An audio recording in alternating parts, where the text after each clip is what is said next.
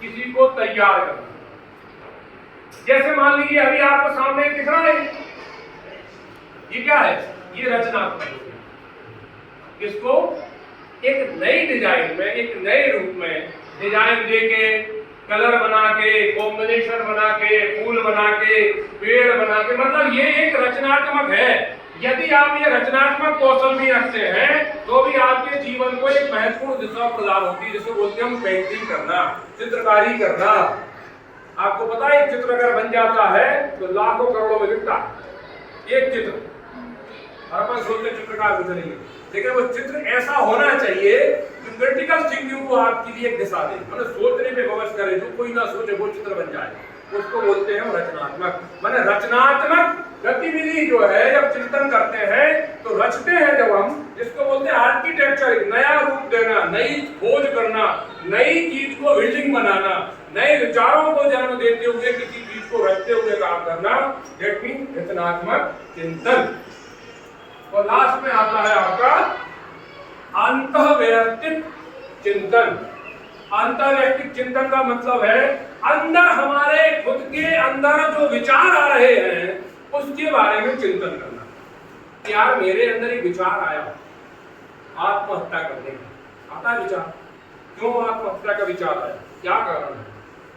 खुशी का विचार आया तो क्यों आया? सुख का विचार आया तो क्यों आया? कल मुझे दुखी का विचार आया तो क्यों आया? आज मैं सुबह उठा तो गरीब का विचार आया। तो ये जो आंतरिक विचारों का जो समावेश हो रहा है, जो विचार उमड़ रहे हैं आपके अंदर, ये अंतर्वैयक्तिक चिंतन की श्रेणी में डालता है कि आखिर इस प्रकार के विचार जो आ रहा है क्यों आ रहे हैं, ये मेरे अंदर ऐसे विचार ही क्यों आते हैं, मेरे अंदर हमेशा नकारात्मक विचार ही क्यों आते हैं, हमेशा मैं यही क्यों सोचता हूँ कि ये क्या कर रहा है, वो क्या कर रहा है, ऐसा हो जाए, जीवन खराब है, परेशानियां हैं, समस्याएं हैं, ये विचार क्यों आ रहे हैं? तो ये जो आंतरिक विचारों का जब हम चिंतन करते हैं कि यार ये मेरे अंदर जो विचार आए वो क्यों कारण से आ रहे हैं, इसका मतलब मेरा जो दोस्त है वो भी ऐसे ही सोचता है, उसके कारण ये विचार पैदा हो रहे हैं। या मेरे घर का जो माहौल है, लड़ाई झगड़ा वाद विवाद, उसके कारण मेरे विचार आ रहे हैं। या मेरी जो संगति है उसके कारण ये विचार आ रहे हैं।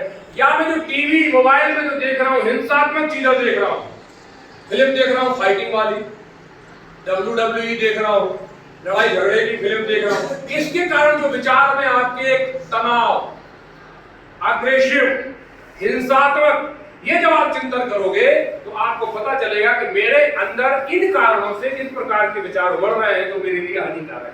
तो इनसे बचने का तरीका क्या है? इनसे अपने आप को दूरी बनाना। अब आप हिंसात्मक फिल्म मत देखिए, आप रामानंद जी के प्रवचन सुनिए, आप ध्यान होगा करिए, आप किसी अच्छे शांत माहौल का गीत सुनिए, किसी के आप उपदेश सुनिए, आपके विचार देखो ठंडे हो जाएंगे।